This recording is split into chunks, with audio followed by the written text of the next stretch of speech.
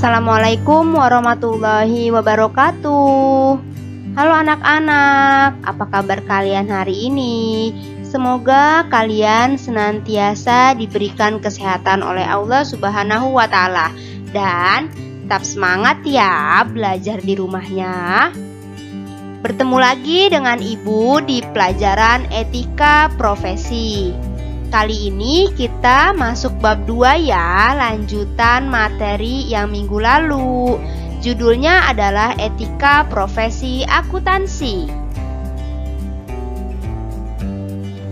Pengertian etika. Etika adalah adat istiadat atau kebiasaan yang baik yang dihayati oleh masyarakat. Etika memberikan orientasi bagaimana manusia menjalani hidupnya melalui rangkaian tindakan sehari-hari. Hal ini artinya etika membantu manusia untuk mengambil sikap dan bertindak secara tepat dalam menjalani hidupnya. Nah, etika ini identik dengan moral karena menyangkut akhlak manusia.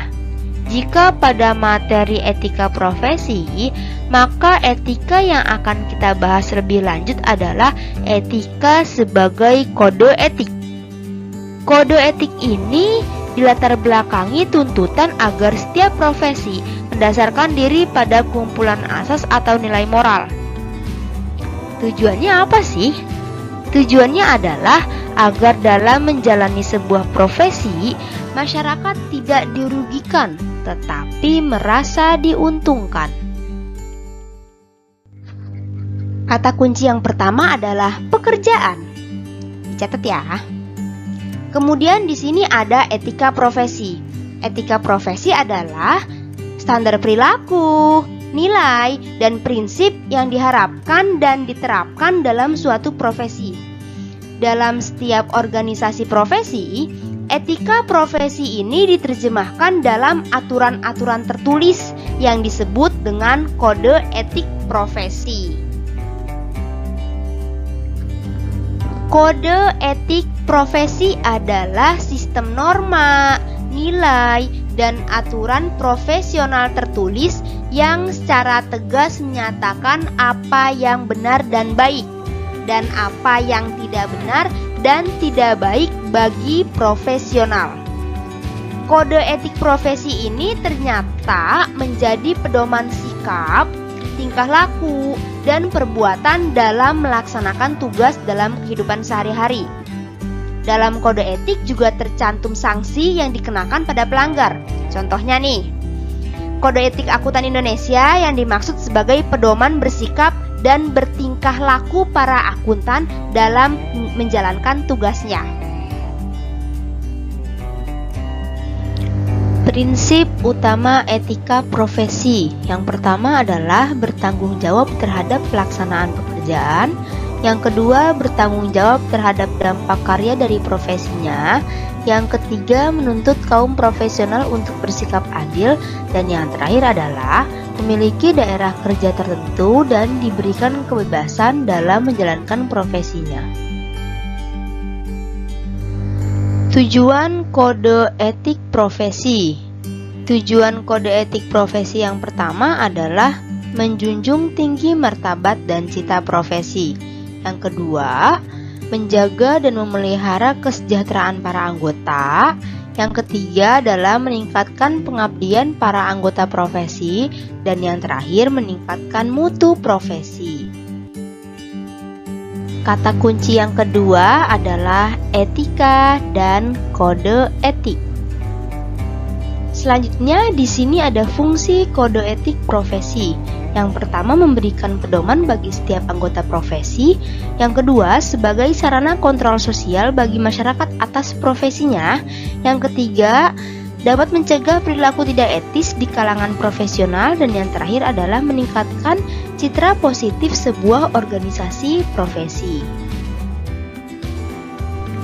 Selanjutnya adalah prinsip etika profesi akuntansi. Prinsip yang pertama adalah prinsip tanggung jawab profesi, yaitu setiap anggota menggunakan pertimbangan moral dan profesional dalam semua kegiatan yang dilakukan. Yang kedua, setiap anggota mempunyai peran penting dalam masyarakat. Dan yang ketiga adalah setiap anggota selalu bertanggung jawab untuk bekerja sama dengan semua anggota agar bisa mengembangkan profesi akuntansi serta memelihara kepercayaan masyarakat dan menjalankan tanggung jawab profesinya. Prinsip yang ketiga adalah prinsip kepentingan publik. Yang pertama, anggota berkewajiban untuk memberikan pelayanan kepada publik, menghormati kepercayaan publik, dan juga menunjukkan komitmen atas profesionalismenya. Yang kedua, profesi akuntansi memegang peranan penting di masyarakat, bisa kepada klien, kepada pemberi kredit, kepada pemerintah, kepada pemberi kerja, pegawai, investor, dan lain sebagainya. Dan yang terakhir, setiap anggota memberikan dan menawarkan jasa yang berkualitas. Selanjutnya ada prinsip integritas. Prinsip integritas ini dapat dijelaskan bahwa integritas merupakan kualitas yang melandasi kepercayaan publik. Yang kedua, integritas ini mengharuskan seseorang untuk bersikap jujur, berterus terang, serta dapat menerima kesalahan yang tidak disengaja. Selanjutnya, integritas mengharuskan semua anggota untuk menaati baik bentuk maupun jiwa, standar teknis, dan etika. Dan yang terakhir, integritas ini mengharuskan anggota untuk mengikuti prinsip objektivitas dan kehati-hatian profesional. Objektivitas. Prinsip objektivitas dijelaskan bahwa anggota ini harus bersikap adil, tidak memihak, jujur secara intelektual, tidak berprasangka buruk, serta bebas dari pengaruh orang lain. Dan yang kedua adalah anggota harus melindungi integritas pekerjaannya dan memelihara objektivitas. Kompetensi dan kehati-hatian profesional. Setiap anggota harus melaksanakan jasa profesionalnya dengan kehati-hatian, kompetensi dan ketekunan, serta mempunyai kewajiban untuk mempertahankan pengetahuan dan keterampilan profesional. Selanjutnya ada kerahasiaan. Prinsip dari kerahasiaan ini adalah bahwa anggota mempunyai kewajiban untuk menghormati kerahasiaan informasi dari klien. Yang kedua adalah kerahasiaan ini harus dijaga oleh anggota, kecuali jika diberikan persetujuan khusus. Yang ketiga, anggota mempunyai akses penuh terhadap informasi tentang penerima jasa. Dan yang terakhir adalah anggota mempunyai kewajiban untuk memastikan bahwa staf di bawah pengawasannya. Kata kunci yang ketiga adalah tanggung jawab.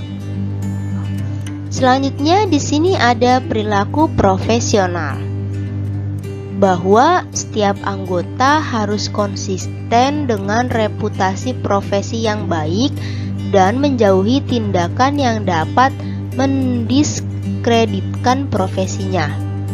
Kewajiban untuk menghindari perbuatan yang dapat mengurangi citra profesi harus dipenuhi oleh setiap anggota. Hal ini sebagai perwujudan tanggung jawabnya kepada penerima jasa, pihak ketiga, anggota yang lain, staf, pemberi kerja, dan juga kepada masyarakat umum. Yang terakhir adalah standar teknis. Prinsip dari standar teknis ini adalah bahwa setiap anggota harus melaksanakan jasa profesionalnya sesuai dengan standar teknis dan standar profesional yang relevan. Serta, setiap anggota juga harus mempunyai kewajiban untuk melaksanakan tugas dari penerima jasa yang sejalan dengan prinsip integritas dan objektivitas.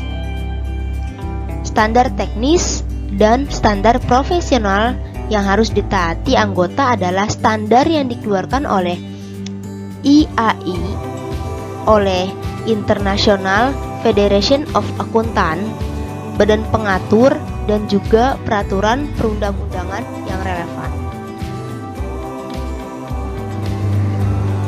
Nah, gimana anak-anak? Sudah cukup paham kan tentang materi kita kali ini? Jangan lupa ya, 3 kata kunci yang tadi kalian susun menjadi sebuah kalimat yang benar. Cukup sekian materi kita kali ini. Sampai jumpa lagi. Terima kasih.